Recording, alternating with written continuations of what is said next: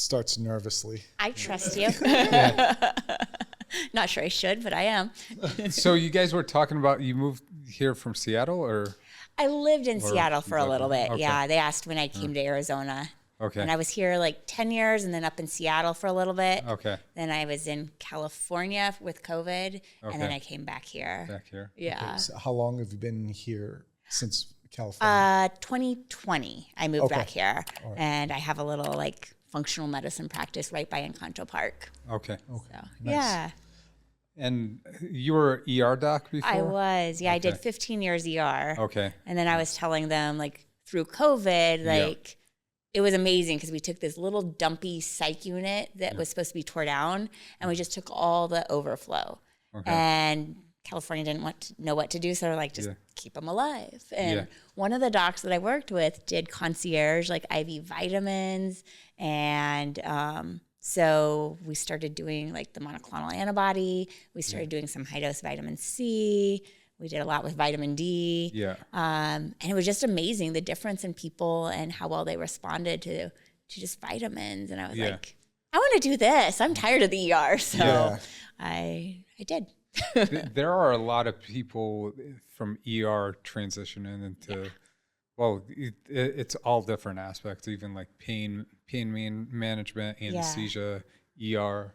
I have a friend that, like, I always go and talk about like peptides and everything, and I've gotten a few physician friends to go into longevity medicine and concierge medicine over from, you know, even pathology and stuff. They're like, all right, I'm tired of this. But there are a lot from the ER. Yeah. I think our brains just we get burned out. Yeah. Oh, yeah. It's really easy to burn out. It's rough. And people don't, they're like, you're seeing those patients for like 12 hours, even though like 12, 13 days a week or a month. It's crazy, like the amount. I was going to say, we got to dive deep in your regimen, because you spent 15 years in the ER and still look this good and young. So, because ER years are almost like dog years. Like people age more in the ER than like the presidency photos you see like every 4 years. Yeah. Oh, getting out of the ER really helped. Yeah. So what, other than, how did you transition over to doing wellness from? I kind of learned it on my own. Like I did a lot with A4M. Yeah. Like I just went to their conference in December. Yeah. I started picking other docs' brains. Like even in COVID, I got my MBA while I was there, because I was ready to quit medicine. Honestly, I was like, I'm done. Anything. So I was like, I'll do business. That sounds like fun. But then it kind of morphed into, well, I'll do business, but I'll use medicine as my business. And so, talking to people, I made a huge business mistake. My first step out is I actually bought into a franchise. Okay. And it was... It always seems, it seems a lot better than it is. Yeah. Right? Yeah. And I was like not supported. They had me set things up horribly. It was a lot of aesthetics and a lot on Groupon. Yeah. I'm like, this is not what I wanted to do. Okay. Yeah. So I was paying people to come see me. That's the thing. Like being in plastics, you just automatically kind of get tossed into it, which is kind of nice because you get your entrepreneurial aspect, especially when you're in private practice rather than academic. So we kind of get that, and it kind of fits into like when you go do longevity and wellness, it kind of fits into that model. And I've looked at a lot of these, and it's like all these wellness places, they're looking to franchise. They're like, oh yeah, we'll buy you a red light bed and a hyperbaric and like get you set up. You just have to pay this franchise fee. But overall, I'm like, it's kind of, a lot of it looks fishy, and like, how are they going to get you patients, or how are you going to thrive in that atmosphere? All it did was really get me a lot of debt. But I learned a lot, and I tend to learn things the hard way in my life. So Like, and all it's right. better That's the best learning way. it earlier in your career than later. Like doing something like it's like bad investment or devastating to what you hold later on in your career. Then you're extending your career like 10, 15 more years. Yeah. Like our younger brother, he's in academic neurosurgery. I knew I was going to set something wrong.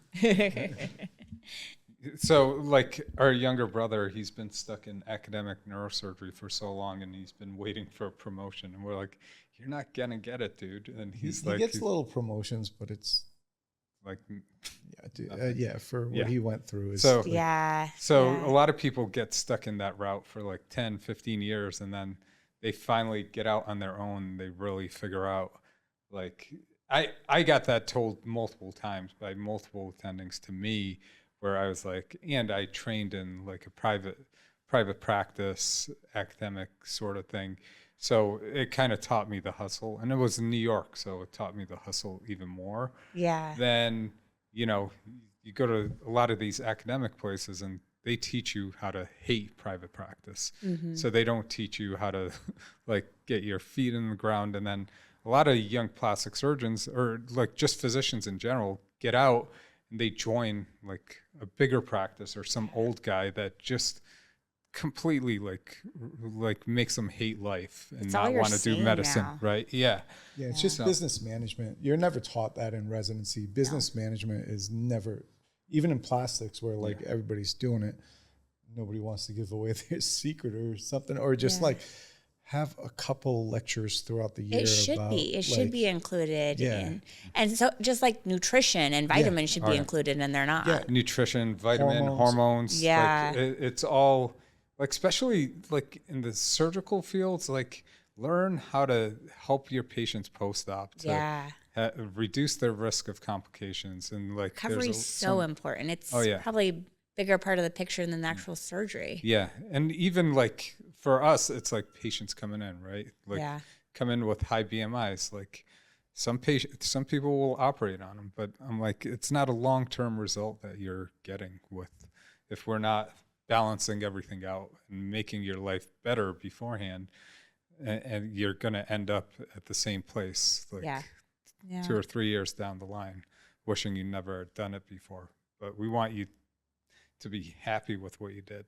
So A4M, I do a lot of the A4M stuff, and like I can't go straight to the lectures. I need to listen to things 2 or 3 times, 3x speed, to actually like be able to pay attention to it.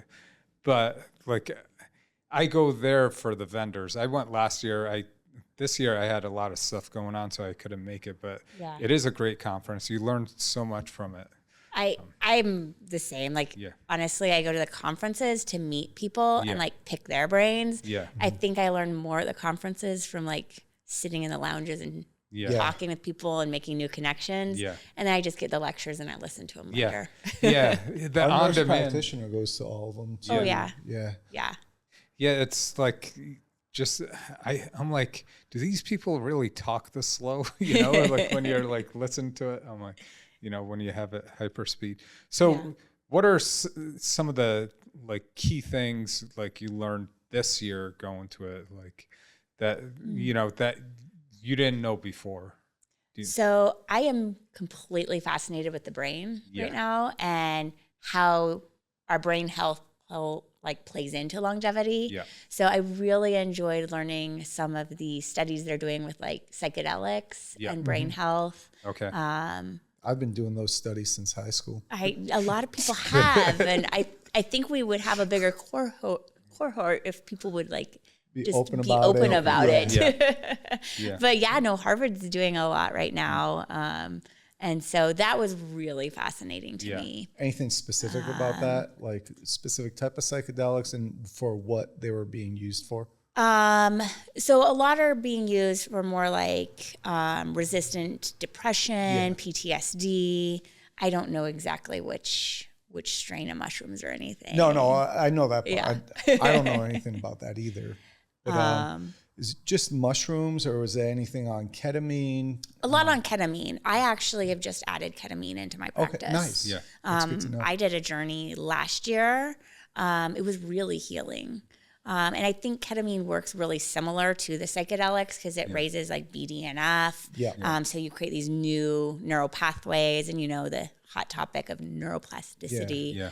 But it really was like a reset button. Kind of takes you out of sometimes like a negative train of thought and let you like reformulate how that works in your brain. It's like the guided trip. Yeah. Did you do a single thing, or was it like few? Do you have to do like a cycle We've of? had guests. I did mine a single, Yeah. and then it was like a month of coaching afterwards. Okay. And I'm doing like training through conscious ketamine. Okay. And that's more kind of the model for that. Yeah. I've also, Dr. James is in Scottsdale, and he does more the IV and does like 6 IV treatments in a row. Yeah. And then you How meet with far a coach. apart? I think it varies depending on what he's treating. And like he'll meet with the patient and kind of figure out a program. Yeah, it's usually, I think like a lot of people just go and try it out. Like if you got just something you want to get over, but if you got like PTSD or depression or something, you need to go for a line of And if you're specifically treating something, you might actually, some of the studies show that it has like a one-time dose has like long-term effects for like PTSD and stuff. Yeah. Yeah, but that's probably how they dose it, how they keep you. But you need it's the cognitive aspect, like behavioral therapy around it during that trip. Yeah, because like I was looking at doing one of the anesthesiologists we use quite often and my wife's an anesthesiologist, but I can't get her to, she doesn't want she won't dose you. She doesn't want to see patients really. She likes just putting them to sleep. So I'm like, we got to start doing this because it's like becoming more and more popular and more and more people are doing it. Like 5 years ago. Yeah. And I think it works. Like I think it actually no, it really does works. work. Yeah. What's your other option for like any type of like drug resistant, like severe mental health disorders? Electric shock therapy. Exactly. Like pretty much a walking vegetable. TMS I think works, and I'd love to combine it. Like BTL TMS. just came out with the ExoMind. Yeah. And I would love that machine and combine that TMS therapy. I was trying to buy that it. for myself, not like just to try it out. Yeah. But I was like, all right, that's a little surprised you don't too have much it. for. Yeah. You I was can about to invest buy it. and come to my clinic. Yeah. Yeah. What does Absolutely. TMS stand for? Oh, I don't know. that would be a good question that I should be able to answer. Bring the reps. It's like Let me dial the rep. it's almost like you know Sends waves through your brain. You have yeah that almost Yeah. pretty you have ExoMind. yeah. It's pretty much like M-Sculpt for your brain. Oh, So it yeah, stimulates yeah, that left yeah. prefrontal cortex Yeah. and just helps create new neural pathways again. Yeah. Yeah. So, but yeah, they charge like A frontal I think lobe. it's $300,000. The ExoMind, right? Yeah. It's like They're kind of expensive. $300,000. We have the M-Sculpt, and like, you kind of So I just use the M sculpt and zap my head once in a while. We have the Emcella. I've tried to lay my head on it. It doesn't work. You got to do sit on that headstands. one. You got to do full on headstands on it. We have the Emcella too. It's like they kind of, they're like, oh no, you should be selling it, and like you're like, all right, there's no ROI. The only ROI is I get a 6-pack when I go to the beach. That's the only thing. Like, otherwise, it's a great machine, but I don't know. We don't want to market it and then everyone Helps bring in other stuff. Yeah. Like if we It can be a include kind of a it, lost leader. we just include it in some other, post-op packages and Yeah. stuff. Just like our hyperbarics, red light. Yeah. Those actually, the return on investment on those have been great. Yeah. It's the best ones. They'll pretty much pay themselves off in less than a year. Yeah, because all the laser companies, they went from having $100,000, $50,000 to $100,000 machines. They all of a sudden, like even before inflation hit, they went up to $300,000. Yeah, they're crazy. When I think Cool Sculpt was the first one that like really like push that limit and see how much they could collect from physicians, and but like everyone undercuts themselves and then they sit in the laser graveyard, And that was one of my big mistakes with the franchise. They're like, oh yeah, get that. And then I bought into it. I'm like, well, look, I can make payments on it, and I'll bring this much more in. It'll Oh, help yeah. me speed up. And Yes, And 6 then months. You're not bringing anything in and just making And then it's payments. like, 6 months you don't make any payments, and by the time you're making payments, you already have It's already paid it's already off. paid off. and we'll help with your marketing. No. Yeah. Oh, it's only $7,000 a treatment. Oh, everyone's charging that. We have very limited devices, especially for a plastic surgery clinic, because And that's why we've dove more into wellness, because it's just much better. And also, we don't really need staff. You know, you need an esthetician for a lot of these other things. Yeah. And it's like the estheticians are like huge turnover. They jump from clinic to clinic, and like a lot of them, well, you know, even when we interview for other positions, everyone's an esthetician too. Yeah. And we tend to not interview estheticians because they don't last long. No, and they always think they're going to become the esthetician for the practice, since we're plastics, and we're like, not so much. We don't really promote that. Do you do IVs? We don't. I actually did an about IV, and I was given IV post-op to one of my post-op patients. She's a week out, and couldn't get a vein on her, so I was like, oh, I'll take the IV. So I started doing it on myself, so we could start it in our clinic. We'll start doing it as our surgery center opens up. We'll do more and more of it. Nice. Yeah. And it seems like with plastic, peptides would work really well too. Yeah. So, Yeah. We already. Right, we already. blends right in. Yeah. We have like the supplement package that we give all our patients post-op, and part of it's the Wolverine stack to help with the healing process. Yeah. And a lot of people like love it so much they're on it for at least 3 to 6 months post-op. Yeah. So it's one of my favorite. Yeah. I used it after my I did an ultra marathon. Yeah. And I really Did you get lost? Nope. I was just being stubborn. Where was it at? I did the Javelina 100. Okay. Yeah. We were talking about it. I just I did my ketamine journey, and then I did the 100-mile race. Oh, so the ketamine got you lost. But it was fantastic. It would be a good story if I went that way. But I'm kidding. But no, I think I recovered so much better by using peptides afterwards. Did you do oral or injectable? Injectable. Yeah. I feel like I get less sore after workouts and stuff with even the oral stuff. The injectable definitely works better. I've been anti-oral until recently. Melts, they're a local company. Yeah. Okay. And they just came out with like one that's Are they sublingual. making troches? Yeah. Yeah. Okay. And I really like it. There's some of the sublingual ones work pretty well. I've used different. I've used AOD, oxytocin. What else? I've used a bunch of them that are sublingual from different, like Progress Pharmacy, Grand Avenue, that are pretty good. Even oxandrolone comes in troche form, which is more on the anaerobics, but that works pretty well. But yeah, there's a lot of them. The company we use is Level Up. It's based out of Australia. The guy the owner is like really into it, and like I think he formulates these stuff pretty strong, and like I think in ways where it's bioavailable. If it's not bioavailable and not making a difference, he's not using it. And one of our younger brother, he has a lot of inflammation just in general all the time. I don't know. He stepped Sounds on like the stressed out one. No, he's not actually. He's one of the. He's probably ophthalmologist. the most chill one. Yeah. Like doesn't like working more than 20 hours a week.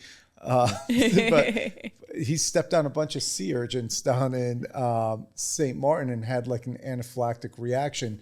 And ever since then, he's just been like hyper inflamed. Like, for the longest time, he had a spit bottle. Yeah. And like he takes like immunoglobulins and stuff. Yeah, he was taking allergy shots, and like we actually kicked him out of our house because we're like, dude, we can't live with someone hacking up.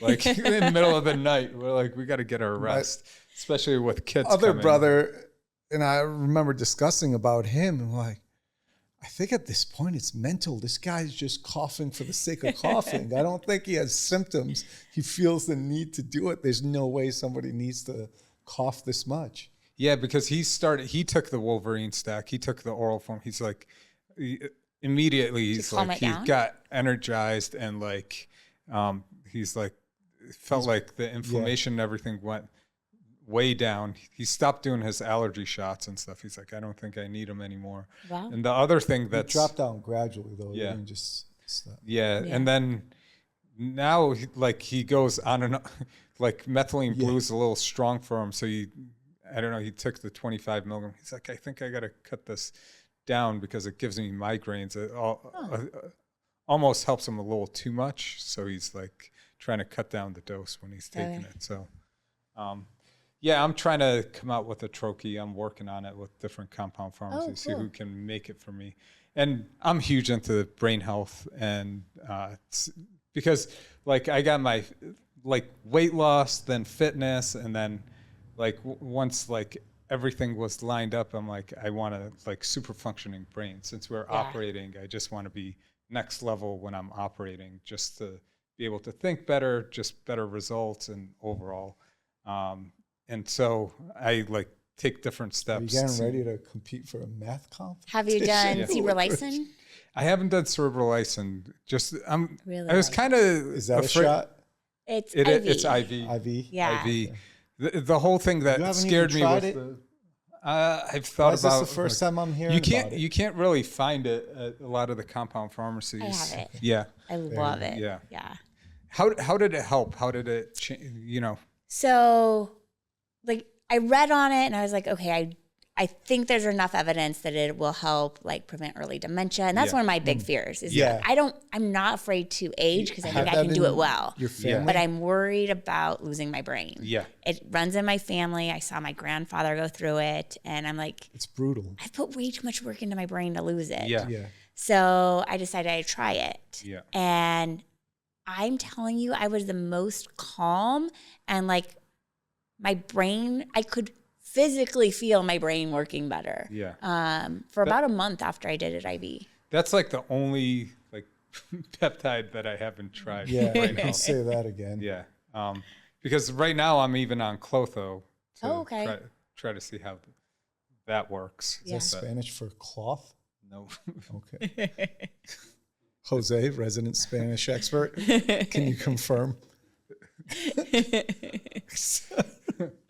What's your favorite peptide? If you've tried them all. Oh, there's like 100-way tie for him. So all the 100 I take are fantastic. I've liked Sloop. I think Sloop works great. That's SLUPP332. It's almost like workout in a bottle type of thing. Right now, I take Sloop, Tesamorelin, Ipamorelin for weight loss, muscle gain. I think is excellent. BPC and then Epithalon. Epithalon's like up there all the time, especially when I see my sleep dwindling. I'm like, all right, I do like a 10-day cycle of it. Yeah. Okay. My wife uses that. Mine are the essential amino acids. Those are my favorite because my body needs it. Yeah. They're essential. Dumbass medical joke. Sorry.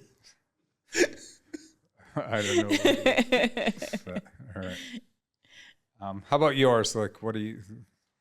I thought you'd never ask. I do love the glow stack. So like the GHKCU, BPC, TB500, and I like it with KPV. Yeah. I think it just brings down inflammation so well. I love Tesamorelin. Because being a runner, like I also love lifting because I want to maintain my muscle. Yeah. And I think Tesamorelin works really well for women. Yeah. Especially, I think it balances hormones and mood and sleep. So. And that's what Epithalon, I think, does a real good job at balancing hormones too. Yeah. I think for females, I think like also getting sleep, focus, and like just and overall, it's probably balanced out the hormones. I've used it, but I used it similar timing to the cerebrolysine, so maybe it was a combo of that. Yeah. Maybe I should use it more. Yeah, I do. Like the Russian studies were 10 days, a bit higher dose, but 10 days in a row, and then like twice a year, and it decreased mortality rate. So I'm like, good. Why not? But I'm going to do it. I just don't see a downside to it. Yeah. So. Yeah. What's your Tesamorelin regimen? What dosage, and like, do you cycle or do you just? I cycle it, so I do like 5 days on, 2 off in the evenings. Yeah. When I remember. Are you consistently on it? No, I cycle. I'll do it for like a month, and then I'll take a month or 2 off. Sometimes I'll throw in CJC Ipamorelin while I'm off tesamorelin, or I'll just come off altogether. So I probably do tesamorelin like 3 times a year. Okay. For like a month long. For like a month, 4 to 6 weeks. Do you get the flushing with CJC? Because a lot of people, like, I didn't know, but like one of my friends said it, and I thought it was just that he's been on growth hormone for like 20 years, low dose, but then he took I was like, why don't you stop taking growth hormone? You're like running. You have too much, So, I'm like, just start CJC. But like CJC caused a lot of flushing. I never had him try tesamorelin or anything, but he had a lot of flushing. And then like I was talking to some of my other friends that I had started them on CJC, and they're like, one of them's like, I don't care. I like what it's doing. So I continue to take it. Yeah. And his wife was like, I couldn't do it because it just like felt like my whole face, like I was racing. I hadn't ever. I've got one of my nurses, he and his wife took it, and they both, like, he hadn't had it and then had it. He'd been on it a while and then got it. His wife was similar. Like, she even felt like almost short of breath. Yeah. She's like, oh, I can't take it. Yeah. But what I've read is, like, the more inflammation you have in your body, the more you can get that kind of flushing sensation with it. And I had it one time, but it was when I was pretty run down, like right around Christmas. I'd just done a big race. Yeah. And I was like, oh, I need to go back on my CJC because I'd come off tesamorelin. I did experience just a little flushing. How far after the race? Oh, it was like the next week. Okay. So I'm sure I was pretty inflamed. I think so. There's probably like just unexplained pathways between growth hormone and like your inflammatory cells. Yeah. So they're going to probably like release some type of histamine. You just release more histamine. Yeah. Like for me, I would get it sometimes, but I didn't know if it was that or the 10 other things I was taking. So melanotan will make me pretty I know, flushed. Melanotan for sure. PT141 for sure. Melanotan just like makes you feel miserable for the first hour after you take it. Yeah. Do you feel that? I get about 10 minutes. Yeah. Like nausea, flushed. I'm like, what did I just do? I know. I'm like, because she runs ultra marathons. That's why. If you do that, you won't have those side effects for more than 10 minutes. No, melanotan, like, you take it, you're like, all right, at least you know it's working. Yeah. Yeah. That's my theory. Yeah, it was that. What was the other thing? I want to chart how much you two spent on peptides throughout the year. This has got to add up. You get them wholesale, so it helps. That is true. That's why you have to have them in your clinic so that you can get them yourself. Makes it a lot easier. Yeah. Definitely. Yeah. So. GHKCU sometimes stings, but it's really interesting because a lot of times it doesn't. Yeah. One time I did it in my arm, and I swear it went in the muscle instead of subcutaneous, and that hurt for like days. Oh, yeah. I'll get like a So I never put it in my arm anymore. I have quite a reaction to it. Like, I got to do very low dose because otherwise, I'll get it'll go anywhere it spreads to. I'll get a red spot. Is it bruised too? No, no bruise. It just turns like MOTS-c and GHK, like those two. He just bruises wherever I hit him. Yeah, and the other thing is, if I do a little too high of a dose, like my entire face starts flaking because like your keratinocyte turnover is like, it just like goes crazy and like. What if you just push through? Then will it settle down? It takes like a week or so for it. Like, I'm like, why am I flaking so? I was like, because I got some that I had to mix, and like I was like, usually it just tells me units to put in, and I think I put too high. First of all, it burnt like hell. And then I noticed for like a week, my nose, everything's like peeling, and I was like, it must be from the GHK. That makes sense. So yeah, makes sense. I'm just tuning in. So what peptides sucked? I don't know if I've had any that I didn't like. The one I think did nothing was Kispeptin. Kispeptin's never. Well, why? Because people were like, take it to like increase your testosterone level, like almost like a HCG. I've used it with some women for like fertility to help, but I always use it with something else too. But someone said there's like a Kispeptin 50, but you can't find it anywhere. It's like the Kispeptin 10, and Kispeptin 10 is not as effective at all. Like some people it works for. I think it's only like 30% of people or something it's effective on. Yeah. So, yeah. Semaglutide I hated, honestly. Really? Yeah. I think tirzepatide, and I just use Retatrutide now. Yeah. Because I think it's so much better. Yeah. But I took after I had like 10 pounds of baby weight that I wanted to get rid of. And this was like 6 years ago. And I'm like, let me try it. And literally one shot, I had nausea the whole week. And I was like crazy. Like, and the only thing I can relate it to is that, like, dark thoughts. I was crazy.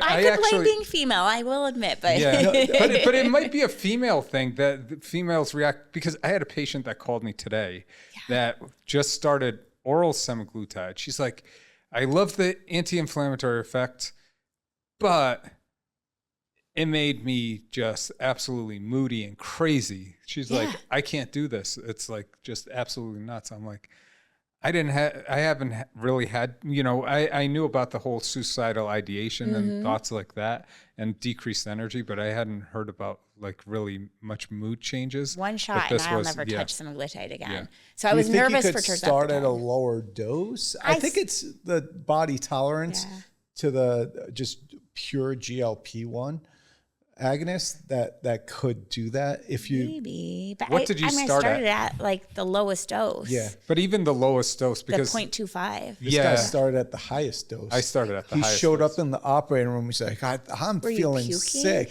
Oh yeah. Yeah. He had to leave the OR. We're in a case together. He's like, I got to go to the bathroom. And he comes back. He's like, I just puked. I don't know. This guy's too cool for anything. Like, it's stuff like, I was like, I don't need to titrate this. I'm better than Yeah. These weak ass motherfuckers taking like half this dose. I was like, I've taken every diet thing on the planet. And I'm like, oh, this kind of like nothing really works on me. And like, I don't like to take my time with anything either. Because at the time, like you got like my insurance even paid for it. I paid $25 for like 6 months worth. So sick. And he came into the OR for like an 8-hour procedure, and he was just like, I gotta go to the bath. Oh, that would be miserable. Yeah, I finished my part, and then I was like, I gotta run. Yeah. But like, it was like, I thought I got food poisoning because I had like a tuna sandwich, and then that's what did it. Then I was like, must have been the tuna sandwich. And then I was like, was it hospital food? Yeah. Yeah. If it's hospital food, we're just like in the physician's lounge and stuff. We're like, you know what? You get sick, you get sick. You just deal with it. And I rarely eat hospital food. So it was like once in a I loved hospital food. Like free food. Yeah. I know. Now I'm like, I look at it like, one of the hospitals, I'm literally like deciding between the entrees, like how much diarrhea do I want after this? This is our youngest brother, he keeps on getting sick from the one hospital. He's like, we're like, you got issues, man. You're sick every other week. It's like we both got sick like, one time. Like I showed up like the operating room, whole day of surgery with him too, God. And we both were like, not just having stomach issues, but had fevers. And have to operate the whole day. We were having like fevers and chills. And I was just like, I gotta scrub out. I gotta scrub out again. And then like we brought it up to him. He's like, did you guys eat at the hospital on Thursday? We're like, yeah. He's like, what do you think? Yeah. Isn't that sad? Like the place that's supposed to be healing people is where it's horrible. It's like mass produced.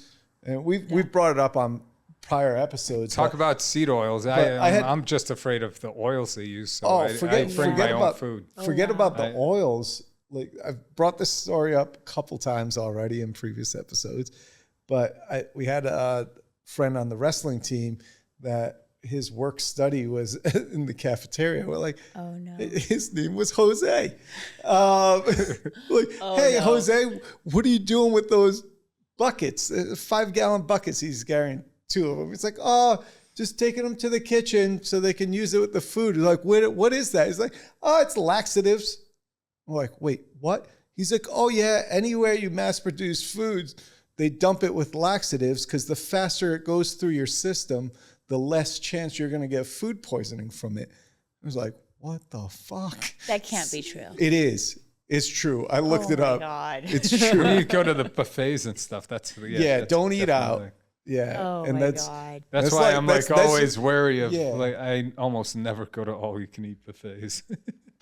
Yeah, it's just go to PF Chang's for like rat shit lettuce wraps. I want to know where you get your Retatrutide from. Soma. Another Yeah. great segue. I use Soma peptides for all my peptides. Okay. Really, All right. I love them. They've been really good to work with. Soma Yeah. peptide? So my my friends, a bunch of my friends get it from Yeah. there. So yeah.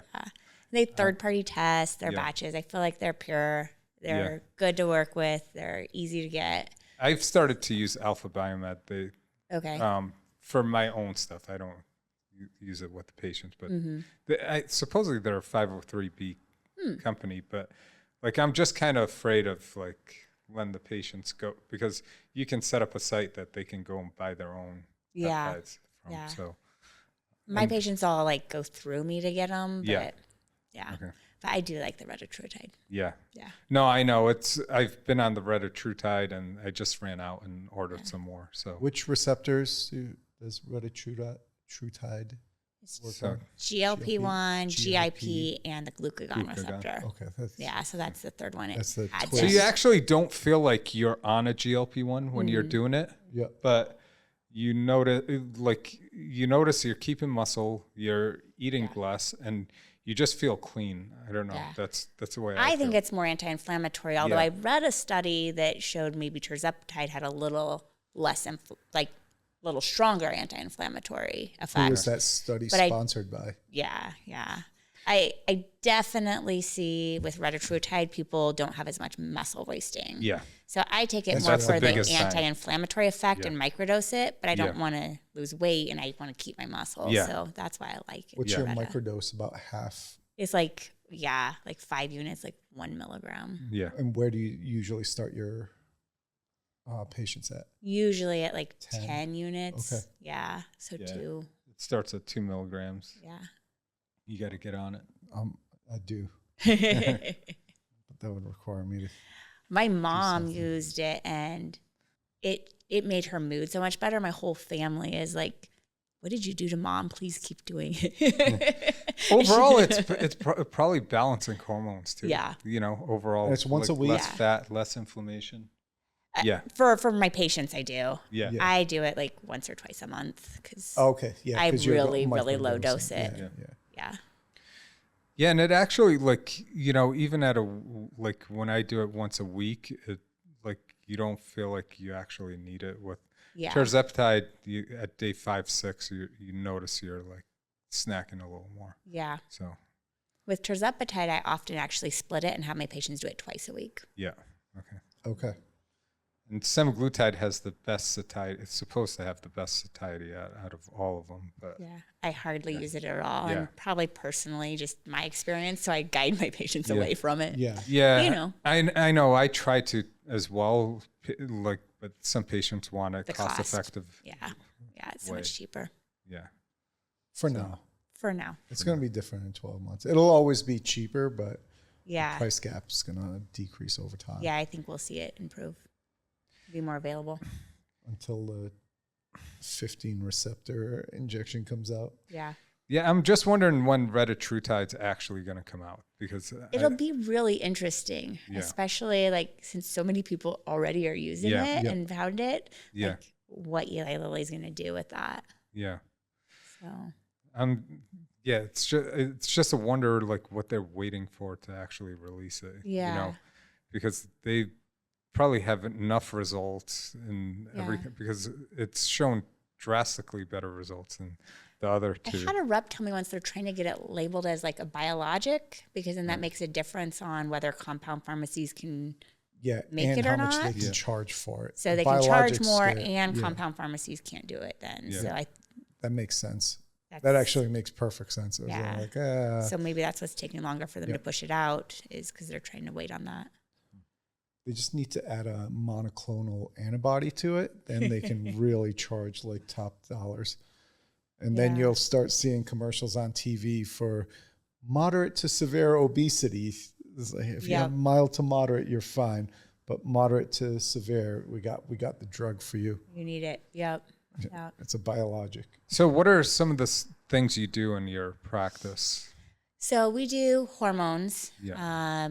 We do a lot of IV therapy. Okay.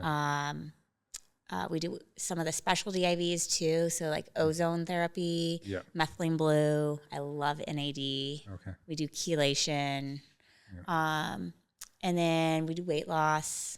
Okay. I call it body balancing because I'm trying to teach them like, hey, I don't want you to lose weight. I want you to get your body fat percentage down and build muscle. Yeah. Yeah. And I try to do a lot with recovery and getting more and more connections with like more athletes and especially runners. Yeah. Like, hey, like use this like to improve your performance and your recovery. Yeah. We do a lot of peptides. Okay. Where are you guys located? I'm right by Encanto Park. So I have it's a historic home that I turned into like a little wellness retreat. Okay. So you feel like you're going into a house and it's really cozy and cute and have a nice little garden where they can go drip outside. Nice. Yeah. Do you do ketamine treatments there too now? Yep. So that's just coming on this spring. We just brought it in. So I love it. Where to refer to. And then for like hormones, what are you doing overall with hormones, injections, creams? Like what are you? All the above. Yeah. So usually hormones, right now they're meeting with me, but I'm bringing on a nurse practitioner who will kind of lead that up. Okay. And then I'll meet with her every 6 months. Yeah. And then they just choose what works best for them. Yeah. I think it's not a one size fits all. Yeah. So I don't love creams, but some people want to try that. So I let them. Because they don't want to. Yeah. I have a ton of friends that are on creams because they don't want to do injections. It's easy for them.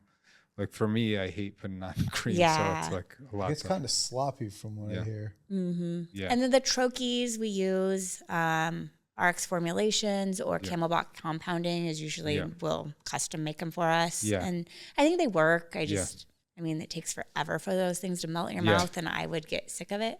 Yeah. And I'd forget. I'm terrible at that. So I like the injections or the pellets the best. Yeah. I love pellets because again, probably personal preference. Like it's you get it and you forget about it. What pellets do you use? I've used BioT and Anazao. Okay. Yeah. Right. What do you prefer? Either one or both? I don't know that we just had a BioT recall and I had extra pellets put in me. Yeah, they had heavy metal in them. So like we didn't have them for a while and we just got them back. Yeah, there was a recall. So I got a bunch from Anazao and I don't know that I can. We were thinking of going to, but I just think like they gotta. BioT's like education stuff. It talks about how like it's got to be pure, bioidentical. It's like what are they like putting fish in there? Where is your heavy metal poison? Yeah. I don't know. Sorry. Yeah. I love pellets, but like you don't get the high like you do with the injectables. But also, I don't like. You can never tell how they dissolve or how you absorb them. Mm-hmm. But it is good to have a balance with that. And if you need to, either add creams or injections, like when you feel like you're getting down, I think it's. That's what I'm finding. And even people that you think you've got, hey, they're on the dose. Yeah. Every once in a while, they'll metabolize it faster. Yeah. And then is it what they're eating? Is it their stress? Is it they're exercising more? Yeah. You probably have a wide range of exercise. Yeah. Patients, like you probably have some like hyper athletes. I push them to get more exercise. So maybe they're listening to me finally. Yeah. that would be nice. But like your numbers could look good, but you don't feel like your numbers are there. And I've felt sometimes with the pellets where I'm like, all right, I'll do an injection this week or something like that. Just but like definitely a little bit. Yeah, different doses, and I've gone and to then I'll titrate the other 100 peptides I'm taking. It might I've be one gone of those. to the smaller pellets. Well, for you just probably do small pellets, but like I was doing the larger pellets, and I was like, you got to be a pretty big guy to like. It felt like a grapefruit in my back, so I was like, I couldn't do that for too long. Yeah. So but still, like, it's like 12 or 14 pellets with a small one, so it's not like a small thing. Right. So I thought would be, yeah. They do have something that's similar to a gun. I'm like, that's one of the things I wanted to go to the conferences for. It's like last time I went, like we looked at a bunch of pellets. We're like, oh, we have BioT, but like now I'm like, I need to go and study the pellet companies. I know there's so many companies out there, and I kind of just like, I was like, whatever. But that's the same with the peptides. Like I'm sure there are tons of great companies. Yeah. And I tried a few out before I found Soma, and I like Soma, and I'm like, I like them. Yeah. Mm-hmm. I know them, and there's just the options are overwhelming. So I think with pellets it's kind of similar for me. I'm like, okay, I know how these work, and I'm just gonna stay with them, even though there's 100 other options. Just because, when do you stop searching? And like one guy, on YouTube, he was doing a comparison and testing out like 10 different companies he bought Retatrutide from. Oh, really? And he's like, he's trying to see how pure they were. They were all like the same purity level. Oh. He's like, either they're all getting it from the same place in China, or like and they're then just arguing who's more pure. Yeah. And they were all like 97% pure, which is like, it's good to hear that there's that many companies producing. Even out of China. Yeah. Well, I've looked at it, and like my friend, because we were looking at opening up a research company, and he went and like tested like 20 different companies, and he's like, and he brought them back and third party tested them and like found pretty good product. And a lot of the companies, the more you paid for it, like the more testing they had done on the product, already. So. Beforehand, one of the main things was like I used to use, originally started with peptides. I used Peptide Sciences, and that was the changeover was when I went to the compound pharmacy, and when we were talking about the whole growth hormone thing, and you were saying with the flushing, like if you're more inflamed, what happened like with me, it was like CJC Epimorelan, I got these vivid dreams as soon as I got the compounded form compared to what I was getting from Peptide Sciences. I was like, all right, maybe it's because like the Peptide Sciences one was just like nothing, and now I'm getting the real stuff. But like once I caught up with my deep sleep, then the vivid dreams went away. But like anytime I came, I had low sleep quality, then the vivid dreams come back. When I take, interesting. Yeah, when just I take with the CJC Epimorelan, even with testosterone stuff. Yeah, with the growth hormone releasing peptides. Yeah, that I was trying to remember what I was trying to say, and that was it, because you were talking about the inflammation, and that's kind of like inflammation or not enough sleep. That all that comes together, and with these peptides kind of balancing everything out. I think that's a big deal I teach my patients too, is like, hey, we have all these tools, and I love peptides. They know it because I talk about them all the time. I love IVs. I use them. But I mean, at the base is you've got to get sleep, and you've got to get exercise, and you've got to eat right. Yeah. And so we do a lot of that, trying to educate the patients on that, because it's amazing how many people don't realize, hey, just get the basics. Yeah.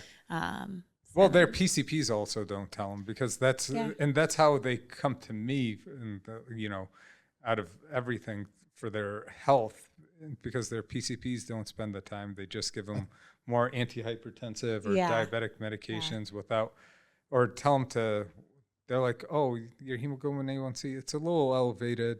You're pre-diabetic, but you could do diet and exercise. Hemoglobin A1C is probably so detrimental for your overall. They're already 5 years behind. And then you look back and they've been trending up for 8 years, and you're like, why didn't we stop this 6 years ago when you saw it slowly trending up? Yeah. So what I was thinking, you should probably do something with the ketamine, with life coaching for balancing diet, and not like anything major, like major depressive disorder, but doing like the ketamine or psychedelics, and then providing the coaching to reset the way they think about eating, exercise, daily routine, sleep. Yeah. I think that would be like a huge like shift. It's like minimum risk and like little cost, really. So change your mindset so that you can get better sleep, better nutrition, and be willing to exercise, and then be able to prioritize your life the appropriate way. Like this is what's like really important in your life. Yeah. Like, I know we're trying to treat depression and stuff, but if you get the appropriate sleep, you're going to be doing better. If you eat appropriately, you're going to be doing better. And all those little things add up even more. Yeah. Seems so simple, but we all struggle with it. Yeah. And we don't get taught this in residency or anything. Not at all. Like, it's because big pharma is taking over. Yeah. But like, as you learn more and more, and you're like, everything's connected. And like people say that over and over again in like longevity medicine. But like, once you start your journey and like you start doing it, you're like, shit. Like you notice, you're like, all right, my stomach's felt like crap. Like my mind's been out of this world. Like I can't think straight. I haven't slept appropriately, and like everything combines. Like, you know, you settle out your stomach, then your brain gets back to functioning, and you get better sleep. Like all of it kind of comes together, and like that's the thing with some of our TikTok posts. Like, you know, we're talking about like breast deformities and stuff, and people are like, it's not a deformity, or you know, how is it good for their health? I'm like, mental health is part of your overall health. So if your overall health isn't good, or if your mental health isn't good, your overall health isn't going to be good. If you look at yourself in the mirror and are down, like you need something to pick you up. You know, what you want to be normal. It's not what, like, you know, other people think looks like a defect or not like a defect. If it bothers you that much, you know, like go and do something about it, because mental health's a huge part of everyone's world. And with ketamine, we have a whole sexual wellness program too. And I think that's super important. And people like get scared to talk about it or embarrassed to talk about it, but you can't be healthy with that part of your life. I always say you can't be healthy if you're not horny. So that's like someone said that, and I've always said Jose. Looks like he would say that. Someone said that, and I was like, oh, that is absolutely true. So if you didn't recognize the main thing we do in this podcast is we bring on people who specialize in health, and he just talks at them. I love good it. Hour. So when you're treating hormones, here we go. Look at that. Look at it. Yeah. It's like, okay, you had your second to talk. Hormone level. Like, so what do you look at blood tests? What tests do you look at, and what do you try to get people to, like, level wise? So we just do labs. Like serum testing. I do have the Dutch test. We'll do the Dutch plus test with the cortisol. What's the Dutch test? The Dutch test is like urine and saliva. So it's going to break down all the hormone pathways. It's a lot of information. Is it necessary? It's not a have to, but sometimes it's a nice added bonus when you get someone who's like, okay, we've got the serum, we've done bioidentical replacement, and you don't feel better even though your numbers say you're better. Which hormones does it test? I mean, you're going to break down all of your estrogen, testosterone, progesterone, but then you're going to get all of the in-between chemicals and the pathway that they break down in your body. And then you're going to look at the HPA axis too with cortisol. That's okay. Yep. So you're looking at all the different steroids. We do the GI map. So we do some GI testing because I think gut health is related to overall health in a really big way. And then I do MaxGen, so some genetic testing, because that's going to look at like where are your genetics and how can that foundation build on how we treat you. And that's where we see like the apolipoproteins, the MTHFR. It's so popular to talk about right now.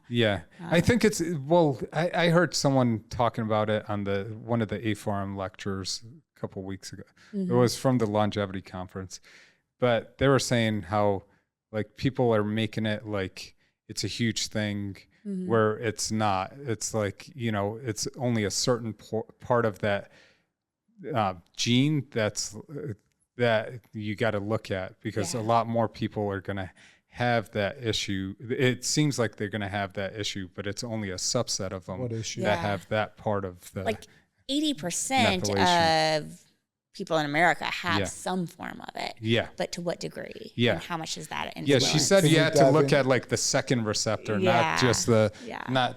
And the max gen does break that down. Yeah. So you see both alleles. Yeah. So it's kind of neat. This for what again? The MTHFR. Just methylation.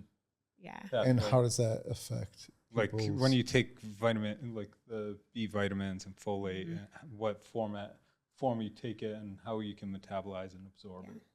There's different ways to take those supplements, and your body will absorb it if you have certain genetically, some people don't methylate it. Yeah. And so then it just builds up in the body and they're not utilizing it. So you can get like methylated folate. Yeah. Like Thorne has the methyl B complex, so you could just take that. But do you need that? But like, you know, it's not for everybody. It's not everybody. No, like Gary Brecka makes it like this huge thing. Like it's a lifesaver. Like I tested this person for this and gave them V vitamins, and it cured their life. You know, which it doesn't really make that much of a difference. I've seen people with like significant, like that have like both alleles and really don't methylate getting them, and then their energy really goes up. Yeah. But for majority of people, like, is it helpful? 6, 7. But what it's made is that, like, everyone just like makes methylated, you know, like B complexes. So now you could, you know, if you're even worried about it, you don't even need the genetic testing. Just take them. I use it a lot to scare people not to take energy drinks, because I'm like, ooh, don't take cyanocobalamin. See, your body can't use it. Yeah. That's good, because energy drinks are so bad. Yeah. Like even like I used to drink the sugar-free ones. What if you drink less than 4 energy drinks a day? Asking for a friend. I'm kidding. I'm joking. At least it's less than 4. I just think it made me want to eat more and eat more sugar. Yeah, that's all it did. It definitely does. Like I would just crave like sugar as soon as I got home. I just got a caffeine intolerance, and I would need more and more and more until I started like pounding red line. And it's how it goes. So I wake up to 4 shots of espresso in the morning. Yeah. Well, coffee's good for you. Yeah. And then on the drive to work, I have like a 20-ounce Red Bull. So it's not good. Yeah. What are your thoughts on coffee? But it's sugar free. Like, you know, you hear people that are like, it's good. But like I heard you on, was it one of your reels or on the podcast saying like the first thing you enjoy is like your coffee. I like coffee. Yeah. What do you have? Just a straight up coffee, black coffee with just milk? Just black. Yeah. Okay. Yeah. And 1 cup? No. I have like 3 or 4 in the morning. Yeah. I do the layered mushroom coffee. I love it. It tastes good. Oh, yeah. I do that for my wife. I make the espresso shots and I put it in there. Yeah. She doesn't know it. I just started using that as the creamer because it's got like lion's mane and reishi mushrooms. Yep. Nobody knows. I think what the else biggest problem with coffee is when you put all the sugars and the creams in it. And I like a good latte here or there, but my morning is black coffee. But the layered actually has a lot of sugar. No, just the coffee. I don't use the creamer. Oh, their it's just creamer. Black coffee beans. Their creamer has a lot of. She was like, "How dare you?" No, don't put cream in my coffee. Their creamer has a lot of sugar in it. Okay. With the amount they tell you to use, not per serving on the bag is actually low, but they tell you to put 2 tablespoons, and that's like a teaspoon. Never used their creamer. Yeah, I just get the beans and make it French press. I didn't know they made their beans. Yeah. I just have espresso shots. Black. Yeah, I try to wait 2 to 3 hours to let my cortisol like do its thing before doing my coffee. I have a friend that injects himself with the ER doc and that, and he's like, "You need to drink water first." But yeah. I'm like, "No, this is me." And just balance, a little bit of balance. I think it works well with overall mood too. I think you get a good serotonin and dopamine release with it. So like overall, like it. No, definitely not. I need coffee right now. Absolutely not. I feel best if I like go for a little run. Yeah. And then have coffee. But so I can do that some mornings and not all of them. Yeah. What's a little run for you? 5 miles. It's more than what I will run for the rest of my life. Like all put together. I hate running. Nothing against running. It's okay. I just hate it. We were forced for wrestled in college. We ran 2 to 8 miles to warm up for practice. Yeah. And it's just like the whole time it's like, what the fuck? Like this is just so I can go and do excruciating stuff. Get beat up. And even before then in high school, I built up to like 18 miles, something like that. And to lose weight, it's when I was wrestling like 103. Oh my God. I was short. And the last day I ran, it's funny. I keep saying I ran because that's where we're from. Yeah. No, I ran out in like 9 miles. I was going to run out, like do kind of a marathon, 13 miles out, 13 miles back. I was 9 miles away from the house and I was just like, I think I'm done running. Like, I don't want to run anymore. And I walked home. I didn't even run home. I was just like, you're just done. I'm done. I'm not doing this. And then after wrestling, because of how much running was involved, I was like, I'm never running again. And I actually did run again like 6 years after. It was in Rhode Island, so he ran halfway across the state. Yeah, that is true. That is very true. It was like a fifth of the way. Rhode Island's like a fifth of the size of Maricopa County. But it's the size of Phoenix, isn't it? Or something. Yeah. Yeah. Yep. But yeah, I don't know. It's not for everybody else. It's not. But there's other exercises we could do. Jazzercise. But there you go. I'm gonna pick up Zumba. My wife I was thinking loves maybe Zumba. you wanted one of the like strip pole classes. Oh. I just went to Cardi B and they had stripper poles like the entire. I had a patient. Yeah. For everyone that's watching to use? No, they had like it's for on you? stage. There were like different setups with stripper poles on it. Okay. Yeah. I forget what the patient said. She had breast dogs. Like, this is what I do for fitness. I do like pole exercises. And I'm like, what? It's like pole exercises. I'm like, I think I know all different exercise routines or almost all of them, but what does that mean? It's like, oh, dancing with the pole. I was like, oh, okay. I was like, you enjoy it? She's like, yeah. I'm like, go ahead. You can go back to it. Gets her moving. Yeah. I was just like, just not too much pushing. Whatever's your which passion, you really as long don't as need to do on a pole. Like you're more pulling. Yeah. I'd never been big into strip joints, but you always have a friend growing up in a boys group. I just bring up and my friend like, oh, anytime what are we doing tonight? Go home, yeah. What are we doing tonight? Oh, a strip joint. It's like, dude, it's 4 p.m. Like, no, like we're not going to do it. But one of the most incredible feats I've seen is I lived in New Orleans for 6 years, and I would end up at strip joints because friends would come in with bachelor parties. And you had to go. Yeah,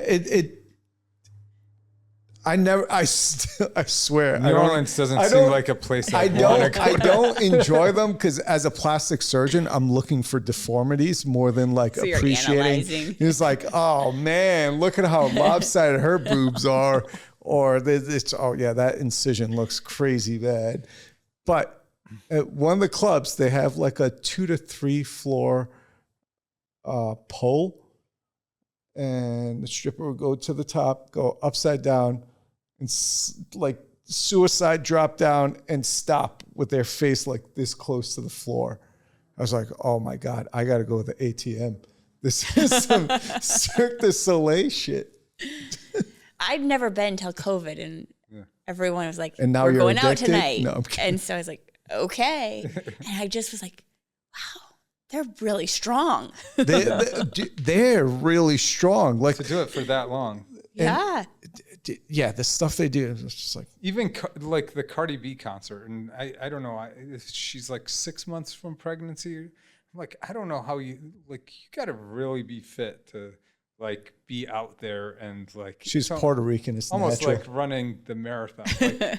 But like for her to carry that ass around, it's like. It's even more work. I'm like, you just watch her, you're like, holy shit, that seems like it's. Was it bigger in person? Oh, it was freaking huge. And then and just like you were saying, you notice the deformities. Like she's got this huge knot in her right butt cheek, and we're sitting in the front. We're sitting in the front row. This is why it sucks to be a plastic surgeon. You're like, oh, you're supposed to enjoy this stuff. Like, oh, yeah, I tell my wife, I'm like, do you see that that's what the fat necrosis they were talking about, you know? Yeah.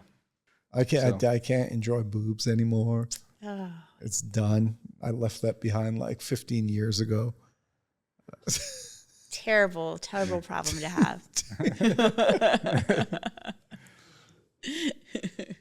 You're a medical professional that's been through residency and stuff. One story I'll share with you is that same friend that always brings up going to the strip joint. When I was in medical school, I was just like, yeah, this sucks. I'm 2 weeks into my OB-GYN rotation. I can't wait to leave. He's like, wait, you look at vaginas all day? I'm like, yeah. He's like, and that sucks to you? I'm like, how many times have you gone to the doctor to tell him how good you feel? Yeah. This is what we're dealing with. It's just, this is wrong with my vagina. That's wrong with my vagina. One lady came in with these these small white chalky things coming out, and I'm picking them out with tweezers, and I'm like all our textbooks, nothing resembled this. I'm like, it's a yeast infection, some type of STD, some type of weird cancer, whatever. And I just asked her, I was like, what's going on? And she's like, I put some Tic Tacs in there, so I figured I'd freshen up for you. Or are you just joking? That was real. That is the one thing I don't miss about the ER is all the things that I have removed from orifices. Oh, I rotated like during plastics residency, spent 2 months in the ER, but one of the ER residents was notorious for trying to like sign out a bunch of pelvic exams. I'm like, dude, I'm an outside rotator. That's your exam. I do not need to do a single one more pelvic exam. And they were just like, you have to do it. I was like, no, you just stored up 3 pelvic exams. I will not do it. I will discharge this patient without doing the pelvic exam if you guys force me to do it. And that's how we came across. Especially the ER. Like I would skate like when I was a sub-I and dude, the ER was brutal. Yeah. Like I don't know what we you've tried been that. through. Not that one. There's a lack on the face. I'll fix that. You ever get the patients you have to put the net on their face for spitting? Yeah. Yeah. Yeah, we had especially in Seattle. They were all angry and drunk and wanted to spit at us. Yeah. Or high on drugs. Yeah. Yeah. But there was one that I swear was demon possessed, like crawling up the wall, hanging from the ceiling. Yeah. That was we ended up intubating him. Yeah. Like wait, you ended up you had to sedate him and intubate him? Yeah. Okay, that makes sense. we had a couple like those. Yeah. Yeah, like the psych rotation, like you're like, oh, I read this in the books, but people are like really like it's like it really happens. I was freaking scared shitless. They put me in this room with this like huge lady, and she starts talking to something else, and like I was like, oh my god, am I safe? And they shut the door behind the problem with ER is like everything with any other specialty outside of ER, things are kind of packaged up for you. Yeah. Or you're told to take care of certain part. In the ER, you're like just taking care of any type of madness that comes out. Had a patient that kept getting brain bleeds because he would get drunk, talk a bunch of crap, and eventually he needed a craniotomy and lost the bone flap. So he had a soft spot over here. And I knew him because of my neurosurgery rotation. And this guy would be just like yelling all these obscenities, and the neurosurgery staff would press on a certain part of his frontal lobe, and he would shut up and just be normal. Oh my God. So I see this guy come into the ER, and he's just yelling, like, he called me the N-word like no less than 45 times as a white dude. I'm like, dude, he's kind of off. If you guys can't tell, he's a little bit off. Like, he's called me the N-word. I'm a couple shades lighter, and he's actually called me the N-word with an R. Like, he really thinks I'm black. Need to calm him down. He's like, no, we got to give him more drugs. And they kept like pounding him with all this Haldol and stuff, and it's not calming down. I'm like, oh, I remember what works for him. And I went and just pushed on his brain on that same spot. And it worked? It worked. And then all the ER docs were like, no, you can't do that. I was like, no, I've seen a neurosurgeon do this. It was like an off button. I couldn't believe it. He's just like, hey, how are you guys doing? Wow. Wow. It's my weird ER stories to finish the episode off. Aren't we glad we're not there anymore? Yeah, you miss it. You definitely. No, I'm kidding. Nope. It's tough. It's tough. I'll stick with the peptides. Yeah. Well, thanks for coming by. Oh, thank you. Where else can people find your material? On Instagram or? Yeah, I'm on Instagram. pwr.phx is the business one, and then mine is dr.micol.neely. Okay. It's on TikTok, that too. And then I have a podcast, Sassy and Strong, with Dr. Micol. Okay. Nice. And hopefully next year I'll have a book coming out. It's Oh, called sweet. Why We Run.